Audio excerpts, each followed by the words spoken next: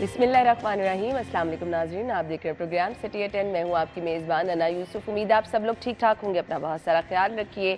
किसी के लिए कुछ अच्छा करने की चाहत ही अगर आप सिर्फ रख लेंगे तो यकीन माने आपका रास्ता खुद ही आसान होगा और किसी का अच्छा करने से आपकी ज़िंदगी भी आसान हो जाएगी। कल के इंतखाबात के हवाले से बात करनी है। ख़ासी जो हमने कल देखा कि कोशिश की जाती रही कि वोटर्स को घर से निकाला जाए, टर्न आउट का खासा कम रहा। अलबत्ता नताइज जो हैं वो हुक्मरान जमात के हक़ में गए। तमाम के तमाम जो उम्मीदवार हैं नून लीग के, उन्होंने क्लीन स्वीप किया। जीत का सेहरा उनके सर गया। गैर खत्मी गैर सरकारी नताइज हैं। फ़िलहाल डिटेल में ज़रूर हम आपके साथ डिस्कस करेंगे। ओवरऑल जो इलेक्शन के कल की सूरत हाल रही वो भी डिस्कस करेंगे। इसके साथ साथ जो मैचेस शुरू हो रहे हैं उन पर भी डिस्कशन होगी। सबसे पहले टॉप स्टोरीज शेयर कर लेते हैं जी। पहली खबर, तमाम नशिस्तों पर नून लीग ने मैदान मार लिया। शहर के 5 हलकों में ज़िमनी इंतखाबात का गैर हतमी और गैर सरकारी नतीजा।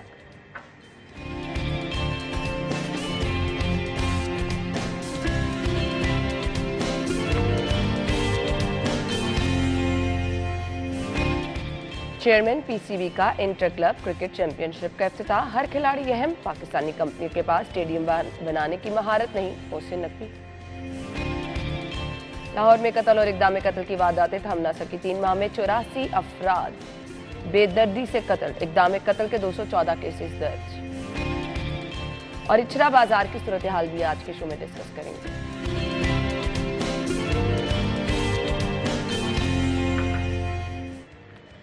Welcome back. हमारे सीनियर रिपोर्टर्स हमारे साथ मौजूद हैं। शाहिद सिप्रा साहब, अली साई साहब ने ज्वाइन किया है। कल के इलेक्शन की भरपूर कवरेज ये लोग भी करते रहे। और अभी मैं ऑफ कैमरा शाहिद सिप्रा साहब से पूछ रही थी, 30 पोलिंग स्टेशन जो हैं या 30 या 25 ऑलमोस्ट कवर करने होते हैं। खासा मुश्किल टास्क भी होता है और बड़ी जिम्मेदारी से आपने रिपोर्टिंग भी करनी होती है। मौसम भी आपके सामने है तो बिलाशुबा इनकी हिम्मत को सलाम पेश करते हैं। अच्छा जी, टर्न आउट पहले देखना है हमने कि वो क्यों कम रहा। क्या वाकई सिर्फ संडे की वजह से?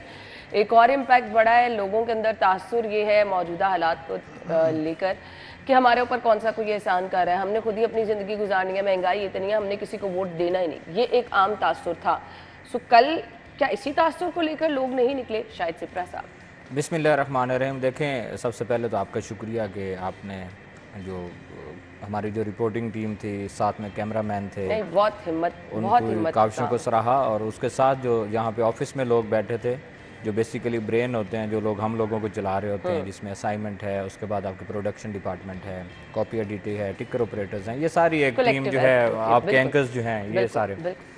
तो बेसिकली जो आपका इलेक्शन होता है जिसकी तरफ बहुत सारे करोड़ों लोग देख रहे होते हैं, और फिर आपकी दीवार पे एक टीवी लगा, उसी स्क्रीन की मद में आपने देखना है कि उस पर क्या आ रहा है, तो बड़ी जिम्मेदारी होती है और उसको निभाना। जो आपने जिक्र किया कि 30-35 पोलिंग स्टेशंस एक रिपोर्टर को या एक टीम को असाइन होते हैं, उन पर जाना दिन भर क्या होता रहा। फिर उसके बाद सबसे इम्पोर्टेंट होता है कि फॉर्म 45 के साथ शाम में नताइज का देना। बिल्कुल, कि आपको उस आपकी फॉर्म सारी के मेहनत साथ रंग ले आती है अगर आप सबसे पहले वो हासिल उस करने पे, में हाँ, उस पे जाके नताइज का देना वो बड़ा ज़रूरी होता है, जिसमें हम लोग अल्हम्दुलिल्लाह कामयाब ठहरे और वो भी दिए।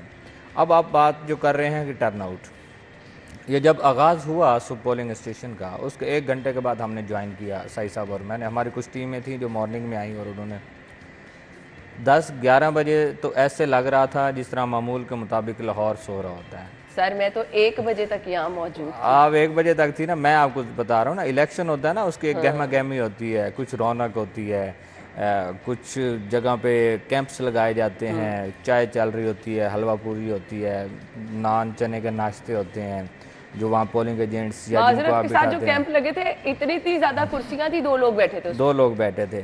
तो ये दिन भर यही हुआ। अच्छा, मतलब हम लोग घूमते रहे, दिन भर यही होता रहा कि आपकी सियासी जमातों ने कैंप्स लगा दिए कि आने वाले वोटर को आगाही दी जाए, उनके CNIC के मुताबिक उनका वोट नंबर देकर उनको अंदर भेजा जाए, ताकि अंदर जाके वो आसानी से अपना वोट कास्ट कर सकें।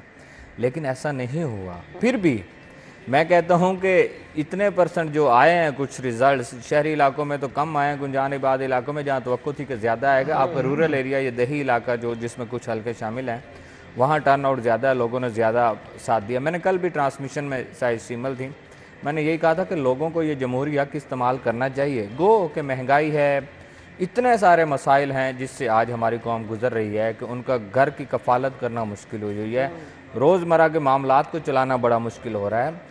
इसके बावजूद अगर लोग आए हैं, और कल मैं पहले भी जिक्र कर रहा था, ख़वातीन की तादाद कुछ ज़्यादा नज़र आई जिन्होंने वोट कास्ट किया। आप देखें, आप अगर रिजल्ट्स में भी देखें तो ख़वातीन जो हैं उनका नज़र आता है कि उनके पोलिंग स्टेशन पर कितने लोग हैं, उसके तकरीबन मर्दों के बराबर ही ख़वातीन ने आकर वोट कास्ट किया है। आम तौर पर यह तासुर होता है कि ज़िमनी इंतखाबात में लोग कम आते हैं, लेकिन ये ऐसा ज़िमनी इंतखाब था जिसमें ज़िमनी इंतखाबात से भी बहुत कम लोग आए। और फिर माजी में लाहौर में ऐसा इलेक्शन भी ज़िमनी हुआ है जिसमें जनरल इलेक्शन से भी ज़्यादा गहमा गहमी देखने में आई। हमारे सामने था, बिल्कुल, बिल्कुल। वो भी इन्हीं इलाकों में था जहाँ पे कल इलेक्शन होता रहा, इसी साइड अल्लामा इकबाल रोड, अली परवेज साहब वाला हल्का था। हाँ, वो भी ऐसा हुआ। लेकिन अवाम क्यों ना निकली, सियासी जमातें उनको निकालने में क्यों ना कामयाब हुई, उसकी एक ही वजह वो आपने अपने इंट्रो में बता दिया है कि इन्होंने वोट दे दे, ये इन साढ़े वास्ते की कीता है। अद्धी गल पे संडे ते पैकी शायद संडे नहीं, संडे कोई इसमें कोई मैटर नहीं करता। संडे या छुट्टी का दिन रखने का मकसद ये होता है कि आपके गवर्नमेंट प्राइवेट वोटर चार्ज नहीं था।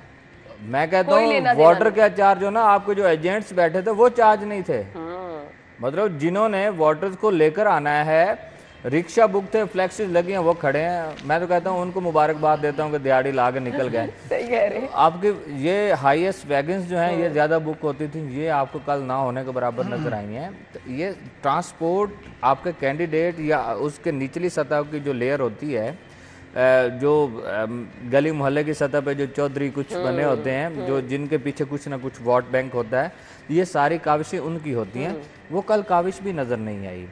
उसकी वजह यही है कि अवाम ने टोटल अदम दिलचस्पी का इजहार किया, उनका इलेक्शन में कोई दिलचस्पी नहीं थी। बात है वाकई। उसके बाद आप देखें ना, आपको 6 बजे के बाद रिजल्ट्स आने शुरू हुए हैं, 7-8 बजे के बाद ऐसे रिजल्ट्स आए कि 200-300 वोट एक पोलिंग स्टेशन में गिनना कौन सा मुश्किल काम था। कुछ होंगे तो वो फिर, तो इसलिए मेरे ख्याल में अब सियासी जमातों को सोचने की ज़रूरत है कि वो जमहूर जिनकी जमहूरी रवायात या जिनके जमहूरियत पसंद लोगों की बुनियाद पर आप लोग ऐवानों में पहुंचते हैं, आज वो आपको वोट कास्ट करने के लिए घर से नहीं निकल रहे। आप उनके मसाइल दरियाफ्त करें कि वो वोट कास्ट करने क्यों नहीं आए, क्यों नहीं निकले। तो उसकी वजूहात तो और भी बहुत सारी होंगी। महंगाई टॉप पे होगी, बेरोजगारी भी बहुत ज़्यादा है। बिल्कुल सही कहा आपने। मैंने कल भी कहा, मैंने कहा हम लोगों ने जनरल इलेक्शन में, और आम बहुत सारे तजियाकार जो थे वो यही बात कर रहे थे कि यंग जनरेशन जो है वो निकली है। कल आपको तो नहीं नजर आई? बिल्कुल भी कल हमें नहीं नजर आई। नौजवान तो वोट डालता ही नहीं नजर आया। तो क्या वजह है कि क्यों नहीं आया? ये सब सोचने की बात है, ये सब सोचने की बात है, हुक्मरानों को सोचने की बात है। पोलिंग स्टेशन पे थे, क्या सूरत हाल आपने देखी दिन भर?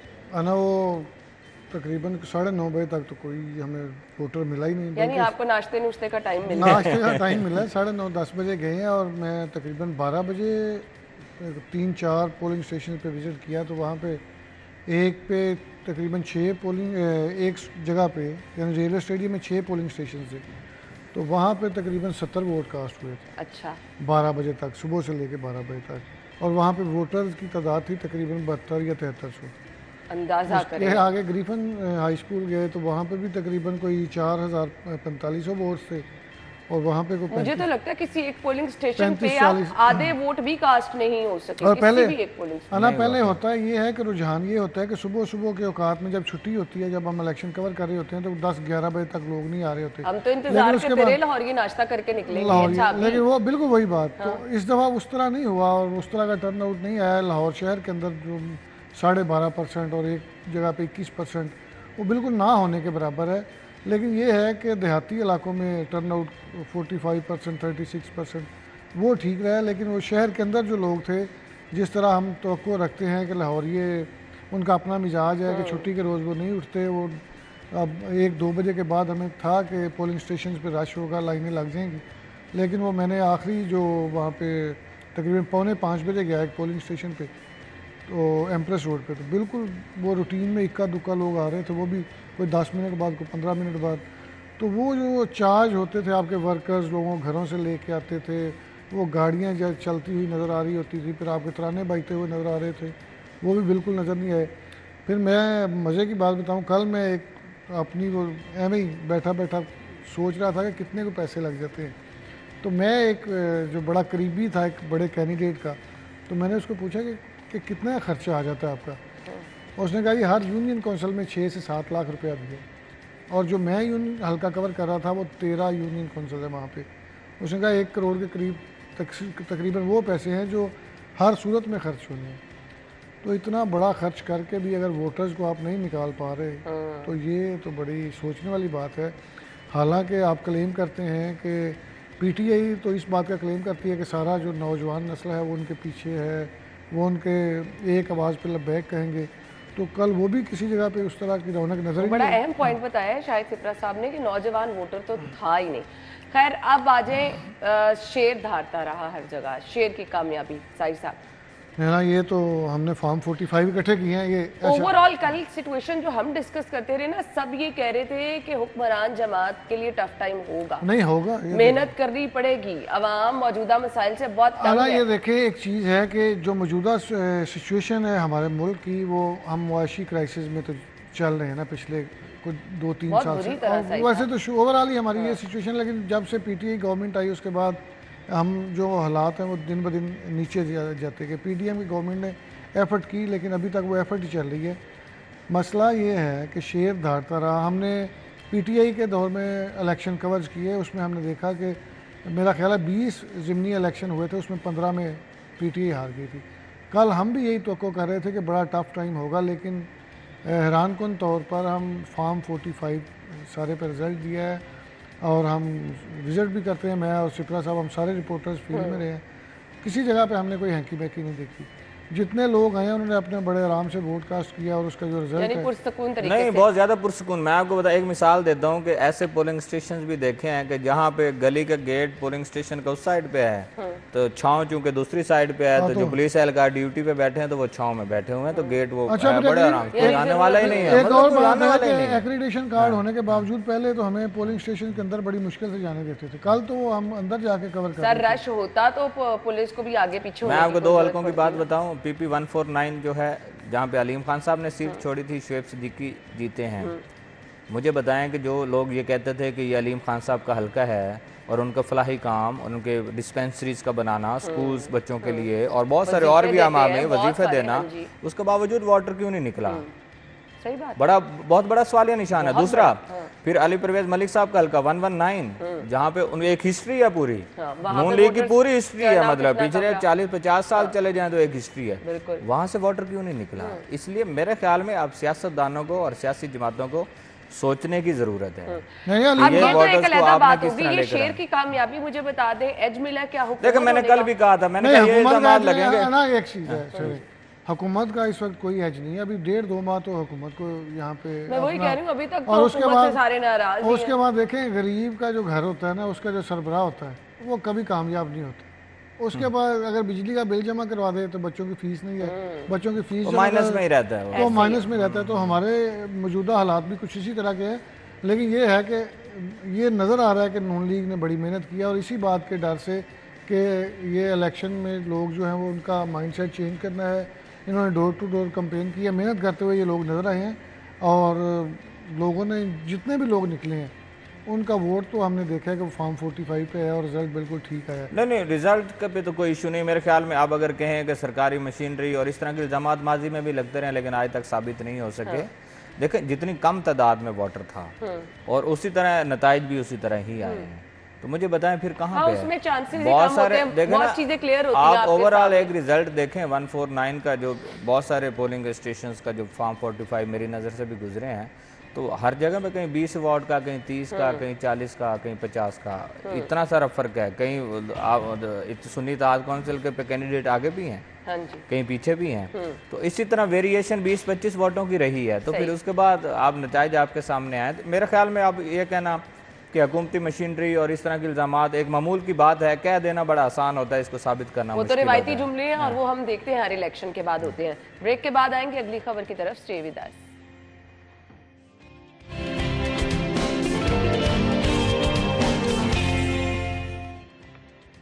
Welcome back. खबर ये है कि हर खिलाड़ी अहम है, पाकिस्तानी कंपनियों के पास स्टेडियम बनाने की महारत नहीं, चेयरमैन पीसीबी का ये कहना है। चेयरमैन पीसीबी ने इंटर क्लब क्रिकेट चैंपियनशिप का इफ्तिताह भी कर दिया है। अच्छा जी, अब जो शायकीन क्रिकेट है वो तो पुरजोश है ही और इसके साथ साथ मैचेस का इंतजार भी करें। साई साहब आपका भी खासा इंटरेस्ट है क्रिकेट में? ना वो अनफॉर्चुनेटली जब हम कल इलेक्शन कवर कर रहे थे तो उसके बाद जब मैं घर पहुंचा तो पाकिस्तान टीम मैच हार गई। और वो न्यूजीलैंड की जो टीम थी वो टाइम से घर पहुंचते तो शायद ना हारते। शायद ना हारते। इतनी अच्छी टीम नहीं है जितनी, यानी उनके वो जो मेन प्लेयर्स हैं वो टीम में शामिल नहीं है, बैट्समैन भी, उनके बैटर्स भी और बॉलर्स भी। लेकिन अनफॉर्चुनेटली कि 178 किया और 178 चेज़ कर लिया उन्होंने। और जो मैंने 2-3 ओवर देखे उसमें शाहीन को और नसीम शाह को बड़ी मार पड़ी।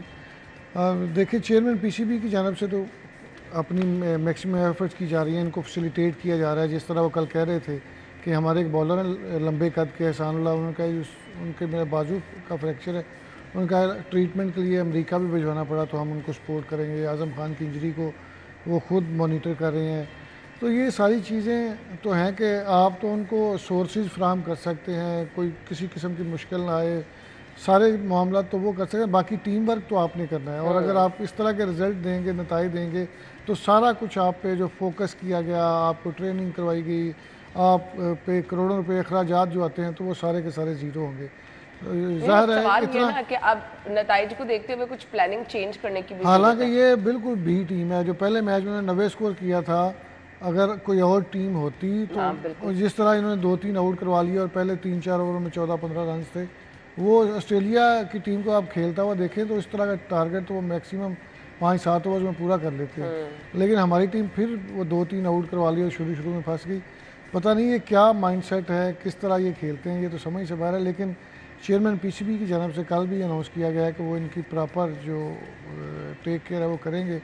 और स्टेडियम के हवाले से भी उन्होंने कहा है कि चूँकि गुंजाइश बढ़ानी है तो उन्हें पाकिस्तान में कोई ऐसी कंपनी नहीं जिसके पास स्टेडियम बनाने की महारत मौजूद हो।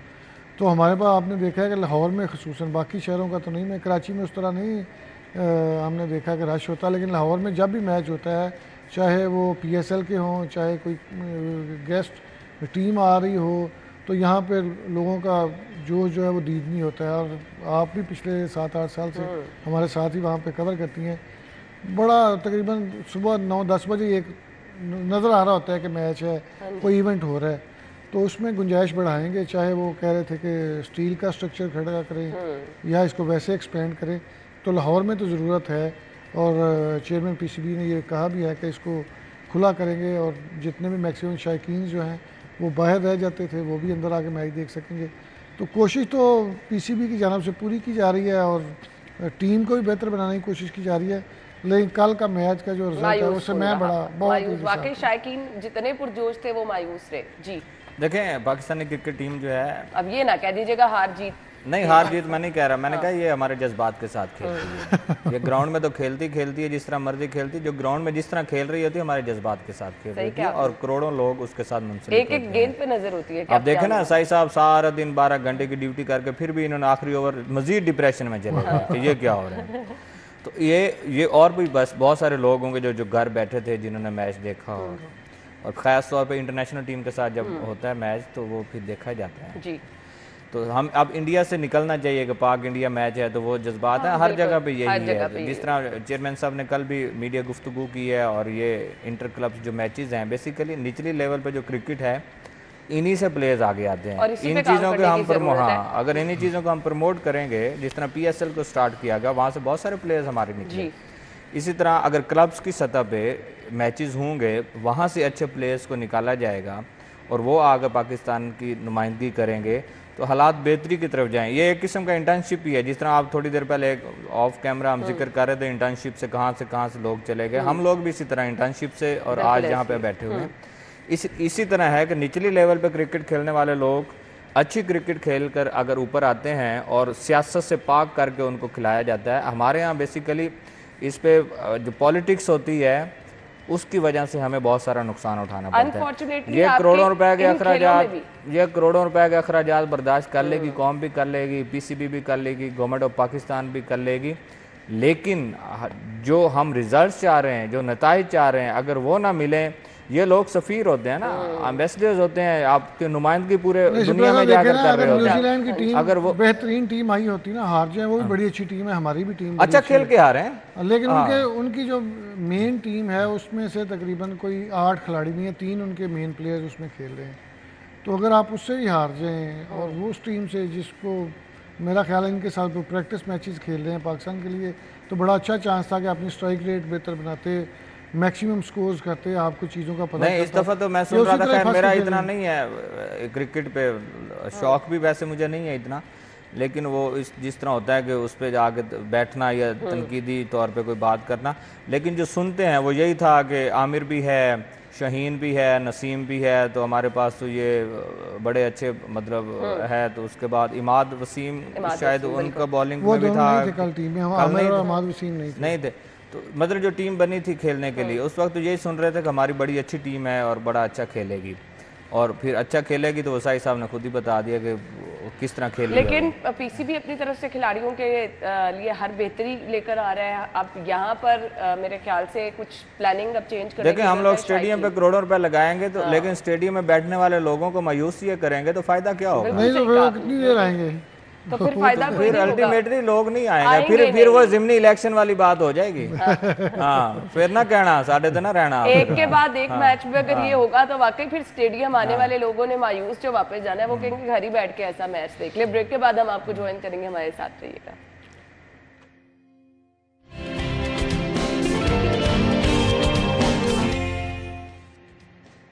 Welcome back. कुछ दिन पहले की ये स्टोरी थी, मुझे बताएं कि आप इस तरह के तनाजुर में कि आपकी बेटी पैदा हो कि आप उसको कत्ल कर, हम किस तरफ जा रहे हैं? हम तो वो उस दौर में जा रहे हैं माजी में कि क्या होता था, माजी में जाहिल लोग जो करते थे, जो आज हमारे इस्लाम हमें बताते थे, दरगोर करते थे, तो हम तो उस तरफ जा रहे हैं। इन चीज़ों के लिए मेरे ख्याल में उलमा इकराम को ऑन बोर्ड लेने की ज़रूरत है। आपके बड़े बड़े जो आलिम दीन हैं उनको, और उसके साथ जो आप नफ्सियाती जिक्र कर रहे हैं, घरेलू माहिर नफ्सियात को साथ लेकर होता ये सिपला साहब की बात बिल्कुल ठीक है कि आपके जो स्कॉलर्स हैं, आपके उलमा कराम हैं और आपके जो माहिर नफ्सियात, इन तमाम को ऑन बोर्ड होना चाहिए। लेकिन देखें, मसला ये है सजाएं ना होने के बराबर है। अगर बाप बेटे को कत्ल कर रहा है, बेटा बाप को कत्ल कर रहा है, भाई भाई को कत्ल कर रहा है, भाई बहन को कत्ल कर रहा है, तो जब भी FIR होती है मुद्दई खुद होते हैं, मुद्दई खुद होते हैं। पिछले को 2-3 साल में हमने देखा कि FIR जो थी वो पुलिस की मुद्दईयत में दर्ज होती हैं, तो उसमें इनको ज़रा मुश्किलात का सामना करना पड़ता है चूँकि स्टेट खुद उसकी मुद्दई बनती है। लेकिन अब वो फिर सिलसिला मेरा ख्याल है बंद हो गया। अब मुद्दई आप खुद होते हैं, 2-4 माह बंदा अंदर रहता है, उसके बाद देखना मेरी बात सुने, मैं एक मिसाल देता हूँ। माजी में इस तरह के केसेस आए भी हैं, लोग बहुत सारे पेरेंट्स हैं, उनसे बात भी हुई है, कोर्ट्स में भी लोगों ने बात की है। एक अगर वालिद है या उसके हाथों मर्डर हो गया, या बेटा है उसका हाथों खुदा न खास्ता कोई मर्डर हो गया फैमिली मेम्बर, तो मुद्दई बन गई वालिदा।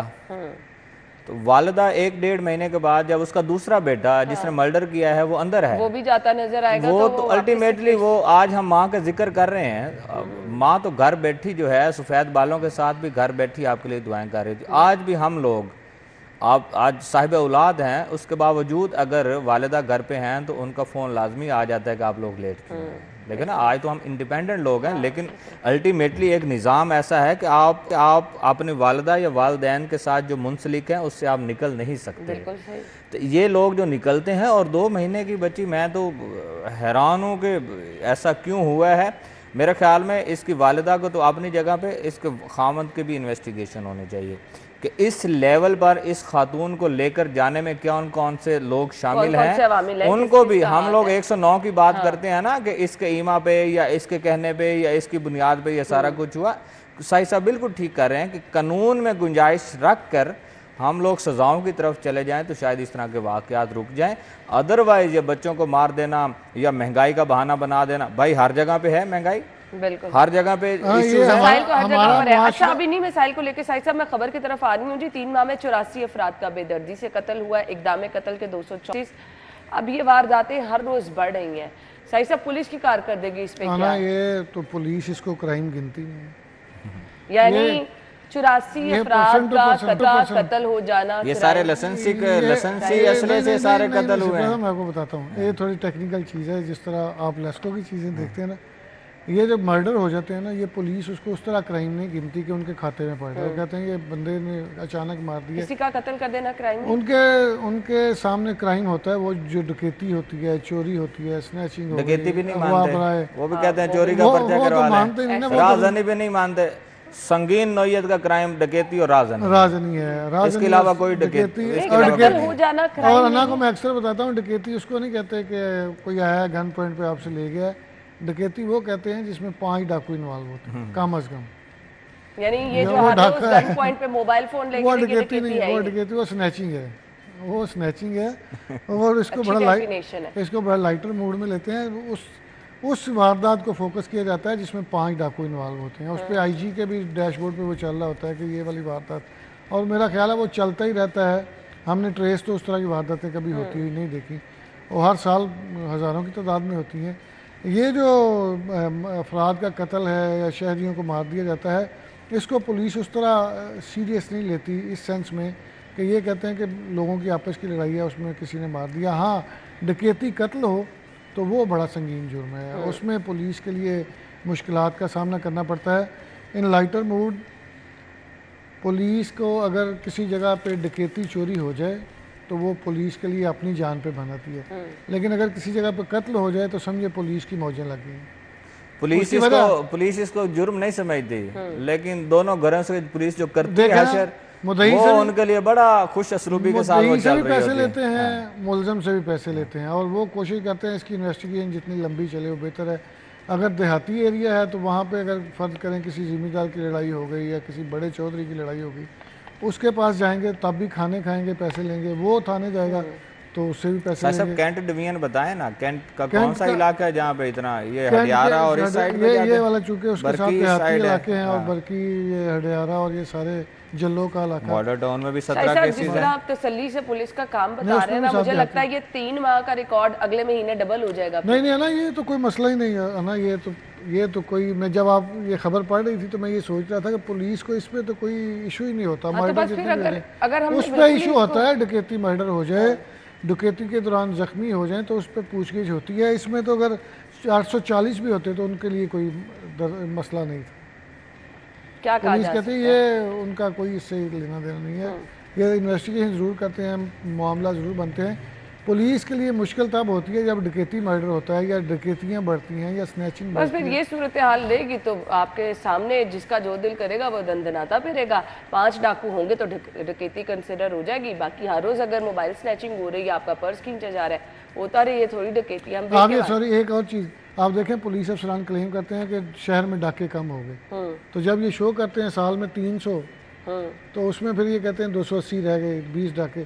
तो ओवरऑल कोशिश की जा रही होती है कि ओवरऑल ये बताया जाए कि शहर में वारदातें कम हुई हैं, लेकिन वो मखसूस वारदातें जो डकैती की हैं वो कम होती हैं। बाकी स्नैचिंग, चोरी या अगवा बरा तवान या इस तरह के मामला जो है वो उसी तरह चल रहे होते हैं। लेकिन वो लोगों के जहनों को साफ़ करने के लिए, क्लियर करने के लिए बता दिया जाता है किसी एक हेड में जिसमें कोई थोड़ी बहुत कमी होती है कि यहाँ पे हमने क्राइम को कंट्रोल कर लिया है। मुझे आप बताएं, आपको यहाँ पे किसी जगह पे नज़र आता है क्राइम कम हुआ है? बिल्कुल भी नहीं। किसी जगह पे नहीं आता, आप महफूज हैं। सही साहब, पुलिस का सॉरी फिर आवाम का एतमाद भी नहीं है पुलिस पर, जो हालात चल रहे हैं। ब्रेक के बाद हम आपको ज्वाइन करेंगे, हमारे साथ ही रहिए।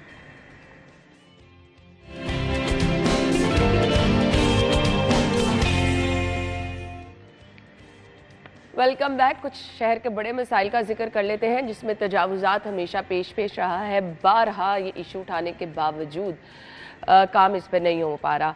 बात यह है कि शहरी तो परेशान हैं ही हैं, इंतज़ामिया का ये रवैया समझ नहीं आता। अब इंतज़ामिया का ये रवैया क्यों होता है उस पर भी हम बहुत डिटेल डिस्कशन कर चुके हैं। किसी के कान पर जूं तक नहीं रेंगती है। शहर के मुतादिद बाज़ार आजकल तो क्योंकि ईद के बाद थोड़ा सा रुझान शॉपिंग का लोगों का कम ही होता है, कम होगा, लेकिन ओवरऑल अगर हम देख ले टाउनशिप बाज़ार, इचरा बाज़ार, इसके अलावा शहर के जितनी मार्केटें हैं यहाँ पर तजावुजात की भरमार है।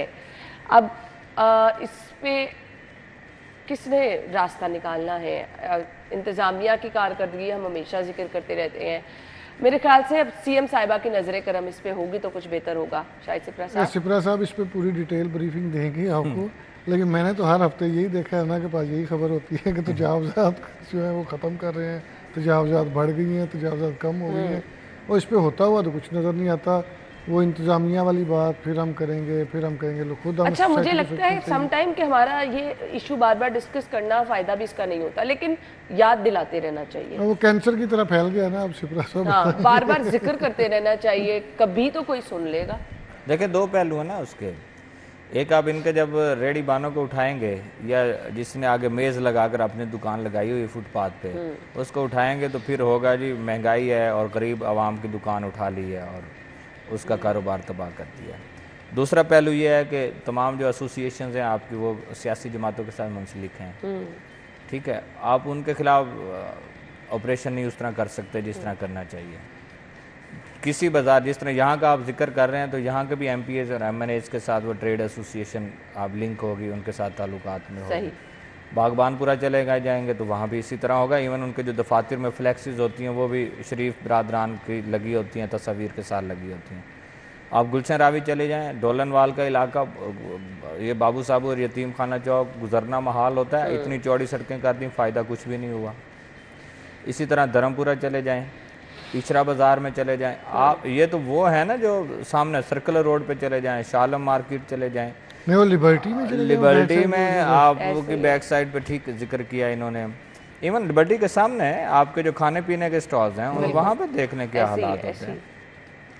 इन सब चीज़ों को हम लोग देख रहे हैं और जो गवर्नमेंट की मशीनरी है वो नहीं देख रही।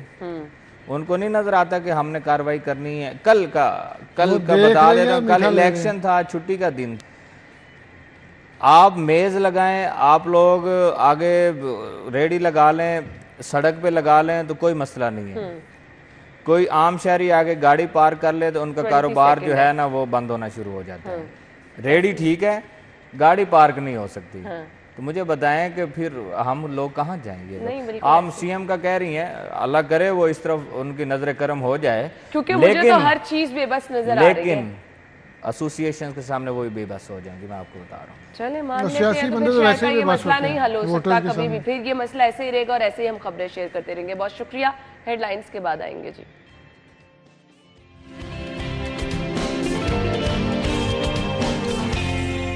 नाज़रीन, आज है 22 अप्रैल। पाकिस्तान समेत दुनिया भर में अर्थ डे मनाया जा रहा है। ये ज़मीन जिस पर हम चल फिर रहे हैं, जिस पर हम सांस ले रहे हैं, जिस पर हम बड़ी खुशगवार तरीके से अपनी ज़िंदगी बसर करेंगे, हमारी भी कुछ रिस्पॉन्सिबिलिटी है। हमने भी इसके लिए कुछ करना है।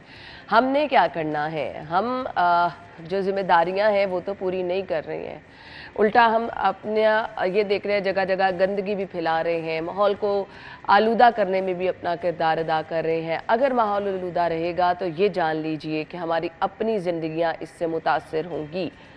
हमारी जिम्मेदारी ये है कि हमने सब्ज़ा जो है उसको उगाना है, अपने माहौल को साफ़ रखना है। ये जो जगह जगह हम प्लास्टिक बैग्स फेंक देते हैं, इससे दूसरी मखलूक़ात को तो नुकसान पहुंचता ही पहुंचता है, लेकिन आप ये देखें कि आपका अपना माहौल कितना आलूदा हो रहा है। अपनी ज़मीन को साफ़ रखना, इससे मोहब्बत करना ना सिर्फ हमारा एक बहुत प्राइम रिस्पॉन्सिबिलिटी भी है, बल्कि अगर आप ये चाहते हैं कि आप ताज़ा हवा में, अच्छे माहौल में अपनी ज़िंदगी गुजार सके, तो अपनी रिस्पॉन्सिबिलिटीज़ को समझना जो है वो बहुत ज़्यादा ज़रूरी है।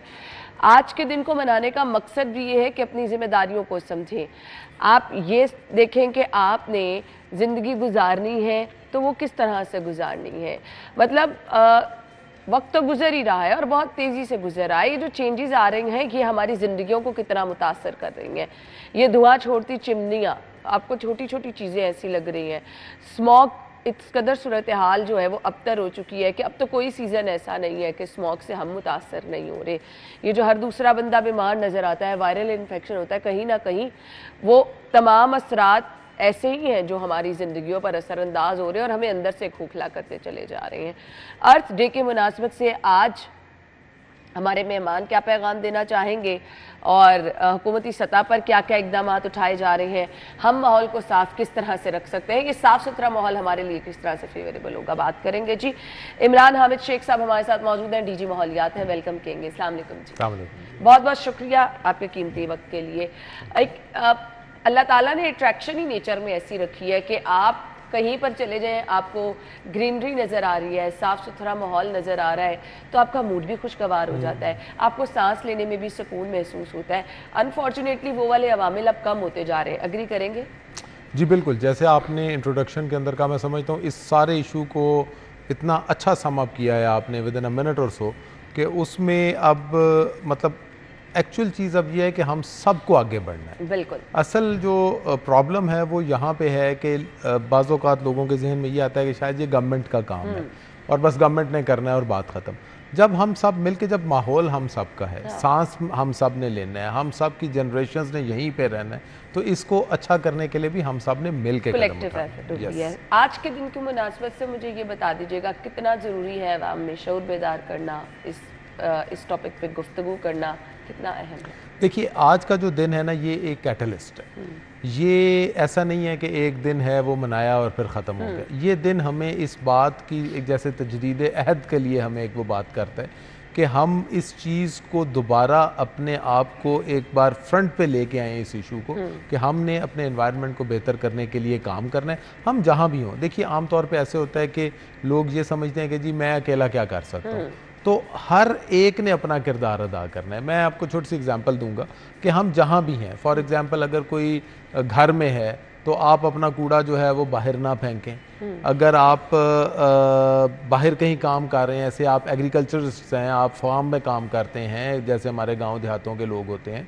तो आप जो फसलों की बाकियात हैं उनको आग ना लगाएं। सर, आम रवैया एक, आप सुबह के टाइम मार्केटों में चले जाएं, लोग अपनी दुकानें साफ करते हैं, कूड़े को बाहर आग लगा देते हैं। मैं उधर ही आ रहा था, पहले कूड़े को बाहर फेंकना गलत और फिर उसको आग लगाना तो उससे भी ज्यादा गलत। ऐसे ही है। तो अच्छा, इसी तरह हमारी जो इंडस्ट्रीज हैं, जो फैक्ट्रीज हैं, हमें चाहिए कि उनको चाहिए कि वो कोशिश करें कि वो काला धुआं ना फेंकें, उसके अंदर एमिशन कंट्रोल सिस्टम्स लगाएं।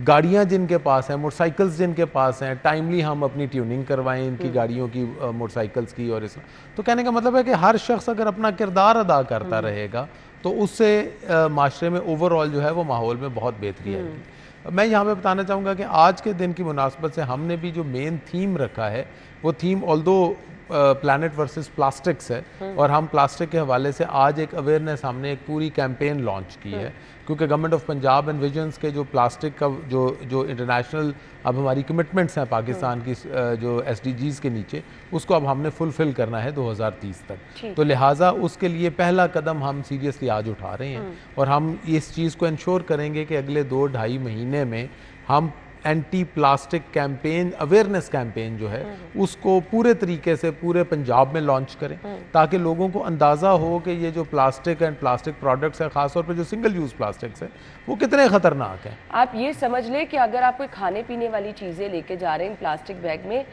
ये सीधा सीधा कैंसर कॉज करती हैं, आपकी सेहत की दुश्मन है, आपकी ज़िंदगी की ये चीज़ें दुश्मन है। तो इसको आप जितना तर्क करेंगे, अभी तो कैंपेन चलने जा रही है, मुझे लगता है कि इसके लिए कुछ सख्ती से अब निपटने की ज़रूरत है, क्योंकि ये बहुत पुरानी बातें हो गई हैं कि आप कैंपेन चलाते हैं, लोगों को बताते हैं, तो कुछ फाइन्स वगैरह तो अब इस पे रखने होंगे जिन दुकानों पर ये प्लास्टिक बैग से फरोख्त हो रही है। जी, बेसिकली गवर्नमेंट की जो स्ट्रेटजी है वो 2 pronged स्ट्रेटजी है।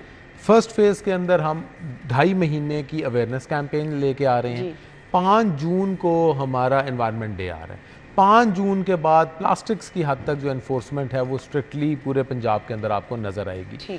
लेकिन ये तो बात होगी प्लास्टिक्स की, लेकिन प्लास्टिक्स के अलावा जो हमारे जो एनवायरनमेंट हैज़र्ड्स हैं उनके ऊपर बड़ी सख्ती से कार्रवाई। अब हमारा जैसे अप्रैल का महीना है, अगर हम जस्ट अप्रैल की बात करें तो अप्रैल के अंदर हमने कोई तकरीबन 200 के करीब इस तरह के यूनिट्स को सील किया है, कोई तकरीबन 125 FIRs दी हैं, 2 करोड़ से ज़्यादा पंजाब में जुर्माना सिर्फ इन 20 दिनों के अंदर हुआ है, जिसके अंदर ये जो धुआं फेंकने वाली फैक्ट्रियाँ और ये जो ख़ास तौर पे जो हमारी ईंटों के भट्टे हैं जो कि ज़िगज़ैग टेक्नोलॉजी पे नहीं शिफ्ट हुए, तो उन सब के ख़िलाफ़ जो है EPA ने पूरी एक फुल फ्लेज कैंपेन लॉन्च की हुई है। अब हम उसको पब्लिकली भी लेकर आएंगे, ताकि यह है कि जो अच्छी प्रैक्टिसेस कर रहे हैं उनको अप्रिशिएट किया जाए, और जो जिनमें इम्प्रूवमेंट की ज़रूरत है उनकी हैंड होल्डिंग करके उनको इम्प्रूव करवाएं। इमरान साहब, आपने ईंटों के भट्टों का जिक्र किया। हमेशा जब स्मॉग बहुत ज़्यादा हो जाती है तो तब हम देखते हैं कार्रवाइयाँ होती हैं, धुआं छोड़ती फैक्ट्रियाँ। आज भी अगर आप शहर के मज़ाफ़ात में चले जाएँ तो बहुत बड़ी बड़ी फैक्ट्रियाँ हैं जो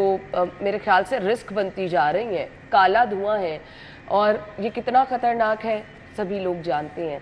सो हम अब क्या इंतज़ार करें कि स्मॉग आएगी तब इनके खिलाफ कार्रवाइयाँ होंगी? मेरे ख्याल से ये तो एक ऑन गोइंग प्रोसेस होना चाहिए। Yes, you are absolutely right. देखिए, स्मॉग सीज़न को अगर हम इफ़ेक्टिवली मैनेज करना चाहते हैं तो हमें नॉन स्मॉग सीजन में काम करना पड़ेगा। Exactly. ऐसा नहीं हो सकता कि स्मॉग आ जाए तो कार्रवाई स्टार्ट हो तो फिर उसका रिजल्ट कुछ नहीं नहीं हो निकलेगा। सकता। तो ये जो पीरियड है इसको हम अपने लिए एक टारगेट बना रहे हैं कि ये जो 5-6 महीने हैं इसके अंदर हम इन तमाम फैक्ट्रीज़ को अपने जो एमिशन कंट्रोल सिस्टम्स हम इंश्योर करवाएं कि स्मॉग सीज़न स्टार्ट होने से पहले, सर्दियों से पहले इनमें एमिशन कंट्रोल सिस्टम्स लगे हों, हमारे जो भट्टे हैं वो जिगजैग हो चुके हों।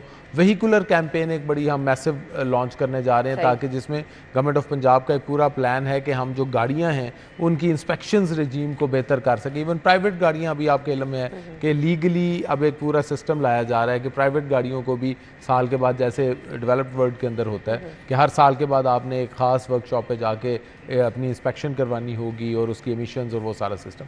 सो a huge agenda is in front of us and we are pursuing it very vigorously and I am quite hopeful कि आपके जो चैनल की वसातत से मैं लोगों से भी अपील करूंगा कि वो हमारे साथ मिलें, आके हम सब मिलकर हाथ में हाथ डालकर आगे चलेंगे तो ये माहौल जो है ये बेहतर होगा। बिलाशुबा है, सही है। आप मुझे बता दीजिएगा कुछ प्लानिंग आज के दिन की मुनासबत से आपने की है कि इस तरह से अब आगे हमने लेके चलना है, चीज़ों को प्लान करना है, पूरे साल के लिए हमने अपनी ज़मीन की तहफ़्फ़ुज़ करने के लिए ये चीज़ें आपकी पाइपलाइन में हो? देखिए, आज हमने सबसे पहले जो एनवायरनमेंट प्रोटेक्शन एजेंसी है उसके तमाम ऑफिसर्स ने स्टार्ट लिया, दिन में हम स्कूल की असेंबलीज़ के अंदर गए और हमने बच्चों के साथ डायरेक्ट बात की, क्योंकि ये एक बिहेवियरल चेंज भी है।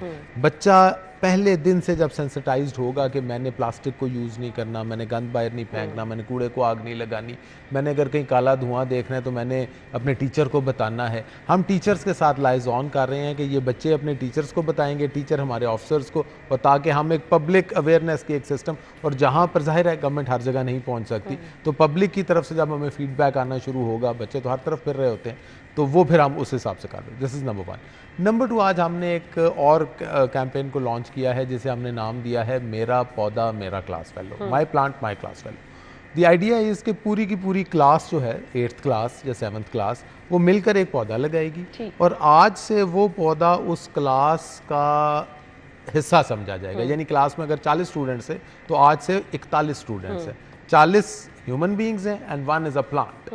तो ये पौधा जब यही 8वीं क्लास 9वीं में जाएगी तो ये पौधा 9वीं में प्रमोट हो जाएगा, जब 10वीं में जाएगी तो 10वीं में, क्योंकि एक जो छोटा पौधा है उसको 3 साल लगते हैं प्रॉपरली अपनी जड़ें पकड़ने, यानी वो तमाम लोग उसकी टेक केयर भी करेंगे, उसको टेक केयर करें। हमारा एक्चुअली इशू ये है कि हम प्लांटेशन कर देते हैं और फिर भूल भी जाते हैं, फिर दोबारा मुड़ के नहीं देखते। तो हम एक जनरेशन के अंदर ये चीज़ लाना चाह रहे हैं कि आपने पौधा लगाना भी है, उसकी हिफाजत भी करनी। और आज मैं देख रहा था बच्चे बड़े एक्साइटेड थे जब मैंने उनको बताया कि बेटा जब आप कल को अच्छे प्रोफेशंस में जा चुके होंगे, आज से 10 साल बाद 15 साल बाद आप कभी अपने स्कूल वापस आएंगे तो आपका ये क्लास फेलो इधर खड़ा जो है आपको वेलकम कर रहा होगा। सही।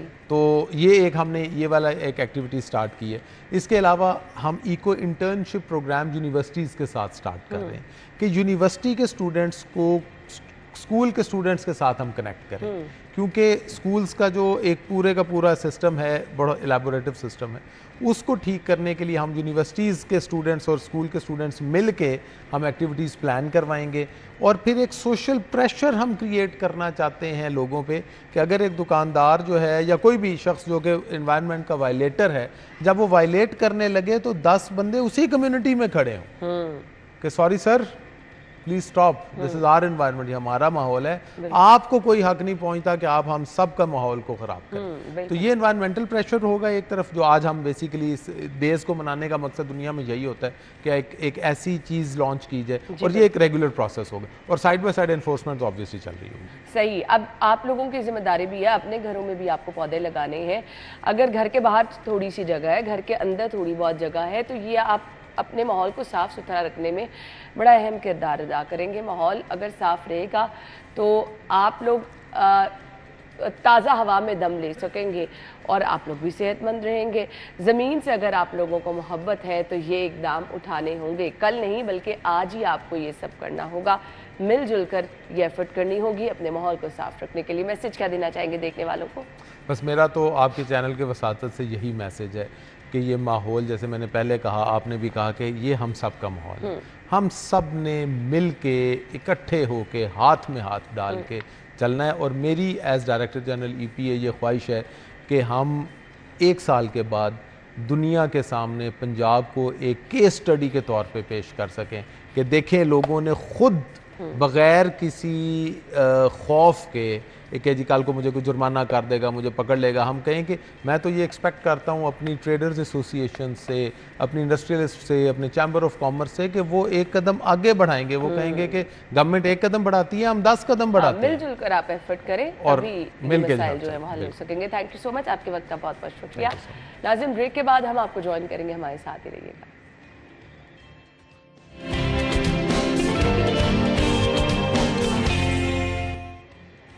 स्टूडियो में आपको खुश आमदीद कहेंगे। हम अक्सर ऐसे मेहमानों से आपको मिलवाते रहते हैं जिनका काम बहुत ज़बरदस्त होता है।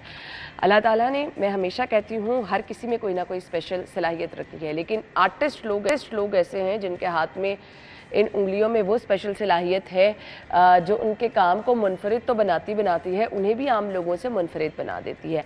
आज के मेहमान भी जो हमारे साथ मौजूद होंगे आर्टिस्ट हैं, और अगर आप जब उनको यूनिफॉर्म में देखेंगे तो डबल वो काम कर रहे हैं, और बिलाशुबा हम उनको अप्रिशिएट भी ज़रूर करेंगे, क्योंकि इट्सेल्फ ट्रैफिक वार्डन की ड्यूटी करना बड़ा मुश्किल है काम, और उसके साथ आर्ट को लेके चलना। इनका काम स्क्रीन पर भी आप देख रहे हैं बड़ा ज़बरदस्त है। और आज मोहम्मद इम्तियाज़ नूरिश ने ये प्लान किया था कि जी वो हमें स्टूडियो में भी अपना जो है वो मास्टरपीस को तैयार करके दिखाएंगे, अपनी पेंटिंग को बना के दिखाएंगे।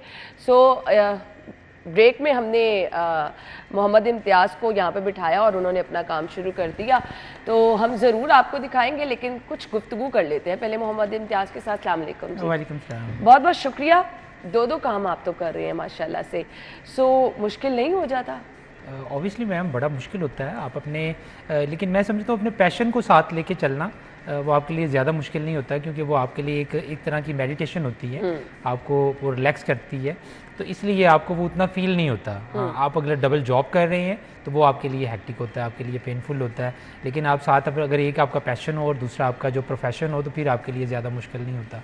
तो बस इसीलिए कोशिश कर रहे हैं कि इसको जो ना आपका, हाँ अगर आपका जो पैशन ही है वही आपका प्रोफेशन बन जाए तो फिर तो क्या ही बात है। तो क्या और वो तो बड़े ही वो गिने चुने लोग होते हैं जिनके लिए ये होता है। मुझे पता चला आईजी साहब भी बड़ा सपोर्ट करते हैं आपको। ऑब्वियसली मैम, और रिसेंटली आपके ही शो में आपने शायद वो कहा था, आईजी साहब से कहा था कि आप जो ना ये बच्चों को सपोर्ट करें जिनका स्पेशली पैशन है। और आईजी साहब का माशाल्लाह उनका ये उनमें एक बहुत बड़ी खूबी है कि वो जिस बंदे में जो टैलेंट होता है उसको उठा के लेके आते हैं, उनसे पूरा सपोर्ट करते हैं और वो सपोर्ट कर भी रहे हैं। सही। अभी पेंटिंग तो अपना काम तो ये कर रहे हैं, इनसे देखेंगे भी क्या बना रहे हैं। कितना टाइम लग जाता है आपको एक अपना पीस तैयार करते हुए, और कितना उस पर आपको एफर्ट करनी पड़ती है? ऑब्वियसली अगर आप सुबह ड्यूटी पे गए हैं, घर आए हैं, उसको कंप्लीट करके छोड़ते हैं कि फिर या एक आधे दिन में कंप्लीट कर लेते हैं? मैम ड्यूटी के साथ मैनेज करना ज़ाहिर है थोड़ा मुश्किल होता है, तो आपको मुझे 2, 3, 4 दिन भी लग जाते हैं एक पेंटिंग पे, अकॉर्डिंग टू देयर साइज़ और एक्यूरेसी कि कितना अच्छा आप काम कर रहे हैं, कितना बड़ा काम आप कर रहे हैं, फिर उसके हिसाब से। क्योंकि अगर 10 से 12 घंटे आप रोज़ ड्यूटी को दे रहे हैं तो आपके पास फैमिली का टाइम और सोने का टाइम अपना निकाल के 4 से 5 घंटे बचते हैं। तो वो 4-5 घंटे आप बड़ी मुश्किल से डेली दे के आप बड़ी मुश्किल से जो 2-3 दिनों में एक जो है आर्ट वर्क आप तैयार कर सकते हैं। तो इस तरह से होता है, और ऑब्वियसली फिर उसमें एफर्ट होती है। जब आप प्रोफेशनल आर्टिस्ट के सामने जाते हैं, उनका काम देखते हैं, तो ऑब्वियसली वो अपना फुल एफर्ट लगा रहे होते हैं और हम पार्ट टाइम कर रहे हैं, तो फिर मुश्किल तो होती है, ज़ाहिर है कंपटीशन ज़्यादा है।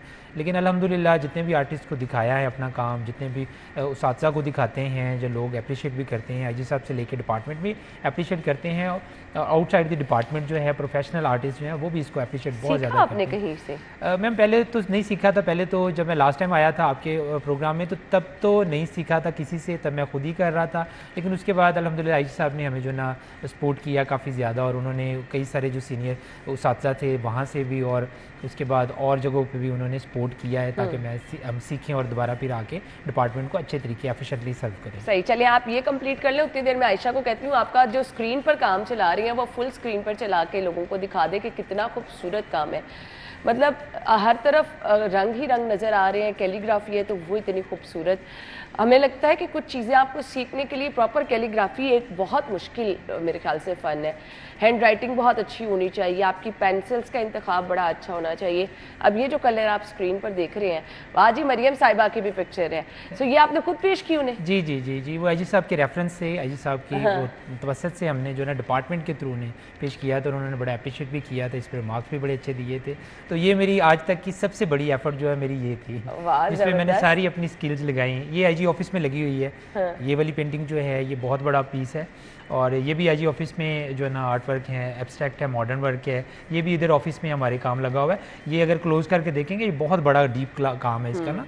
तो मतलब इस तरह के बहुत सारे आर्ट वर्क जो है ना मैं अल्हम्दुलिल्लाह तैयार कर बहुत चुके हैं। ज़बरदस्त काम है। मैं तो आई मस्ट अप्रिशिएट कि आप अगर एक और जॉब कर रहे हैं, आर्टिस्ट लोग तो काम करते ही करते हैं क्योंकि उनके पास मैक्सिमम टाइम होता है, अच्छा सोचने का टाइम भी मिल जाता है, जाहिर बात है कोई नया आइडिया भी वो लेकर आते हैं, और क्योंकि उनके पास मैक्सिमम टाइम सिर्फ अपने ही काम का होता है तो बड़े अच्छे तरीके से वो काम कर सकते हैं। लेकिन वो लोग जो कि दो दो काम कर रहे हैं और फिर अपने शौक़ को साथ लेके चल रहे हैं, अगर आप शौक़ के ज़रिए अपना काम करेंगे तो यकीन माने उसमें वो खूबसूरती और वो निखार, ये लाहौर के दरवाजे हैं, देखिए कितनी खूबसूरती से मंजर कशी की गई है, कलर देखे कितना खूबसूरत, और हर तरफ मतलब नेचर अगर दिखाई है तो वो बड़ी खूबसूरत दिखाई है, अगर कैलीग्राफी है तो वो बड़ी खूबसूरत दिखाई है। कलर्स वगैरह का इंतखाब कैसे करते हैं जब कोई भी पेंटिंग बना रहे होते हैं कि इसमें कलर कौन सा होना चाहिए? ऑब्वियसली आपका जब यही एक स्किल मैं समझता हूँ इंसान के अंदर जो अल्लाह ने रखी होती है ना, जो दूसरे लोगों से एक आर्टिस्ट के अंदर एक नई स्किल होती है, डिफरेंट होती है, तो कलर का इंतखाब वो खुद ही अंदर से निकलता है। मैं अब जो ना कई NCA के उसातिज़ा हैं, कई दूसरे उसातिज़ा पंजाब यूनिवर्सिटी की हैं, उनसे जब अपनी सारी ये चीज़ें शेयर करते हैं तो वो बताते हैं कि यार अच्छा आपका मतलब वो यही कहते हैं कि आपके अंदर अल्लाह ने रखा हुआ है, ये कोई ऐसा नहीं है क्योंकि सीख के आप ये सारी चीज़ें नहीं कर सकते, वो बहुत मुश्किल हो जाता है। जो टेक्निकली आप जब ये सीखते हैं तो बड़ा कुछ पढ़ना पड़ता है। अच्छा, बचपन में भी कभी बनाया था? जी ऑब्वियसली ये बचपन से ही शुरू किया हुआ था, लेकिन उसके बाद फिर चूँकि यहाँ पाकिस्तान में ऐसे है कि यहाँ पे आप जो ना कोई जॉब ले लें, सरकारी नौकरी हो जाए, प्रोफेशनल एजुकेशन आपकी हो जाए, इसका कोई डिमांड नहीं है, तो क्या करेंगे आप ये करके, ये सारी बातें करके तो मैंने तकरीबन 20 साल इसको पास रखा है। अभी उसको जो ना 2022 में इसको दोबारा मैंने शुरू किया था और अल्हम्दुलिल्लाह 2 साल में ही वो इतना ज़्यादा। अच्छा, ये तो काम वो है कि आप करते चले जाएं तो निखार होता है, आपने स्टॉप कर दिया, उसके बाद जब स्टार्ट किया तो मुश्किल तो हुई होगी? थोड़ी बहुत, ज़्यादा नहीं हुई, क्योंकि मैं पहले सन 2000 में करता था, 2002 में, और उसके बाद मैंने 2007 के शायद इलेक्शन में मैंने वॉल चेकिंग की थी, या वो बैनर लिखते हैं वो वाले, या फिर जो होता है वो एक लोकल लेवल के इलेक्शन होते हैं जो, वहाँ पे मैंने वॉल चॉकिंग और पेंटिंग और ये वाला काम किया था। उसके बाद मैंने नहीं किया था, उसके बाद दोबारा आके 2022 में मैंने शुरू किया था। तो अल्हम्दुलिल्लाह चूँकि वो अंदर सारा मौजूद था, आर्टिस्ट आपके अंदर ही था, और मैं समझता हूँ हमारे कुछ साथ थे वो कहते थे कि जो आपका जो है कोई भी आपके अंदर स्किल जो होती है ना वो बाई बर्थ होती है, आप आर्टिस्ट हैं तो आप बाई बर्थ आर्टिस्ट हैं, ये आपने उसको देखना होता है, ये आपके उस आसपास लोग जो हैं उन्होंने देखना होता है कि आप जो है ना आपके अंदर क्या चीज़ है। आप दूसरे ममालिक में अगर जाएं तो उनके जो साइकाइट्रिस्ट हैं दूसरे हैं जो वो स्पेशल देखते हैं कि ये बच्चा किस तरफ इसका रुझान है, हाँ, फिर उसी तरफ उसको लेके जाते हैं तो वो अपना बेस्ट उसमें परफॉर्म करता है, और ऐसा परफॉर्म करता है तो वो पूरी दुनिया से आगे निकल जाते हैं। बिल्कुल। तो हमारे भी यहाँ पे होपफुली कि ये वाला काम सोशल मीडिया का प्लेटफॉर्म है, उस पर अपने काम को दिखाएं, लोगों से फीडबैक लें, मतलब आप फिर तो अगर ये सब ना करें तो बहुत पीछे रह जाते हैं। थोड़ा सा ना मैं अभी मतलब अभी डर के, क्योंकि ये वाला था नहीं, आई साहब ने अभी थोड़ा सा सपोर्ट किया है तो हम सोशल मीडिया पे आना शुरू हुए हैं। अदरवाइज आपको पता है कि जॉब में हो, यूनिफॉर्म में हो, तो आज तक ये एक वो फिनोमेना ही रहा है। अफसरान को भी नहीं पता चलता, छोटे लोगों को तो क्या है कोई ना कोई इशू बन जाता है कि आप जी लें जी, लोग भी बड़ा उसको करते हैं ना कि ये देखें जी ये ट्रैफिक में हो गए या ये यूनिफॉर्म में हो गए, ये क्या कर रहे हैं, ये क्या कर रहे हैं, इस तरह से अभी भी कोई बहुत सारे लोग ऐसे रिमार्क्स करते हैं कि आप जी ये ले जी ये इनका काम ये ट्रैफिक चलाना है, ये काम क्या कर रहे हैं, ये नहीं देखते कि भाई उसकी स्किल क्या है, वो अपना काम तो कर ही रहा है। बिल्कुल, ये और आजकल तो दौर ही स्किल्स का है। हाँ। यकीन माने अगर आपके हाथ में कोई हुनर है तो आप भूखे नहीं सो सकते हैं। ऐसे बिल्कुल, और उस हुनर को आप साथ साथ लेके चलें, अपने शौक को साथ लेके चलें। अच्छा जी, आपने ये जो अपना काम किया ये कंप्लीट हो, हम अपने नाज़रीन को दिखा देते हैं। कैमरे की तरफ चलिए जी, कैमरा क्लोज कर दें, और मुझे नज़र आ चुका है ये मेरी पिक्चर इन्होंने बनाई है। सीरियसली इतना खूबसूरत आपने बनाया है ना, यकीन माने मैं तो फ़ैन होके रह गई हूँ आपके काम की। वैसे तो स्क्रीन पे भी मैंने देखा था, लेकिन यकीन माने बहुत ही खूबसूरत बनाया आपने। ना। और ये आपके हाथ में ये जो 2 पेंसिल्स हैं सिर्फ इन्हीं का कमाल है? जी जी मैम, इसमें चारकोल पेंसिल भी मैंने इस्तेमाल की है, ये वाली, और सॉफ्ट ब्रश इसके साथ इस्तेमाल किए हैं, बस ये 2-3 चीज़ों के साथ ही बहुत काम किया ज़बरदस्त बनाया, बहुत ज़बरदस्त बनाया। और मैं किस तरह से किन अल्फाज में आपकी तारीफ करूँ, मैम, thank यकीन you, माने ज़बरदस्त, बहुत बहुत ही खूबसूरत, इतना स्पेशल, मतलब आप अपनी उंगलियों से आप काम कर सकते हैं। बालों को देखें एज इट इज़, हर चीज़, मतलब फीचर्स, आईज, नोज, मुश्किल नहीं हो जाता समटाइम कुछ मैनेज करना? ऑब्वियसली मुश्किल होता है, लेकिन यही एक जो गॉड गिफ्टेड होता है, गॉड गिफ्ट होता है आपके हाँ, लिए। बिल्कुल आप सही कह रहे जो हैं। दूसरों के लिए मुश्किल होता है वो हमारे लिए वो जाहिर है, जिस पे अल्लाह ने आसान किया होता है उसके लिए वो आसान होता है। बिल्कुल आपने सही कहा, बहुत बहुत शुक्रिया। इसको आप नीचे रख दें, इसको तो मैं लेके बहुत ज़बरदस्त फ्रेम कराऊंगी और ज़रूर इसको सोशल मीडिया पर आपके नाम के साथ मैं टैग करूंगी। बहुत बहुत शुक्रिया आपका। आप मुझे सिर्फ ये बता दें, आप तो बाय प्रोफेशन वार्डन हैं, लेकिन इसको आप साथ लेके चलें। अब तो इतना ज़बरदस्त आपके पास जो है वो स्पेस मौजूद है, लोग आपसे काम कराएंगे, आपके काम को सराहेंगे। क्या इसके लिए परमिशन लेनी पड़ती है? परमिशन तो नहीं लेनी पड़ती, आईजी साहब ने तो मना नहीं किया या इस तरह की कोई बात हुई नहीं कि आप इस तरह से करें। लेकिन ये है कि मुझे तो शौक़ है, मैंने आपका बनाया है, मैं और भी बनाना चाह रहा हूँ, लेकिन वो एक खौफ होता है ना कि आप यूनिफॉर्म में करेंगे तो पता नहीं क्या होगा, लोग क्या सा रिएक्शन देंगे। तो बट डबल माइंडेड हैं कि सिविल में आके करें, तो बड़े खुले दिल से इस चीज़ को, क्योंकि आपने कौन सा अपनी ड्यूटी में खड़े होकर करना है, तो फिर किसी को इससे क्या प्रॉब्लम? बिल्कुल बिल्कुल मैम, इसको इंशाल्लाह ना अभी मेरा है प्लान कि मैं इसको जो ना आगे लेके चलें और इसको प्रोफेशनली एज अभी उसको साथ साथ करें। चलें जी, हम आपको गुड लक कहना चाहेंगे और इसके लिए बहुत बहुत शुक्रिया। Thank you so much, I am so happy, बहुत ज़बरदस्त है। इसको लाजमी मैंने फ्रेम करा के अपने रूम में लगा के तो फिर मैं आपको पिक्चर भी भेजूंगी। थैंक यू सो मच, जज़ाकल्लाह, बहुत बहुत शुक्रिया। इसके साथ ही आप अपना बहुत ख्याल रखिएगा। हमारी और आपकी मुलाकात कल होगी, इजाज़त दीजिए, अल्लाह हाफ़िज़।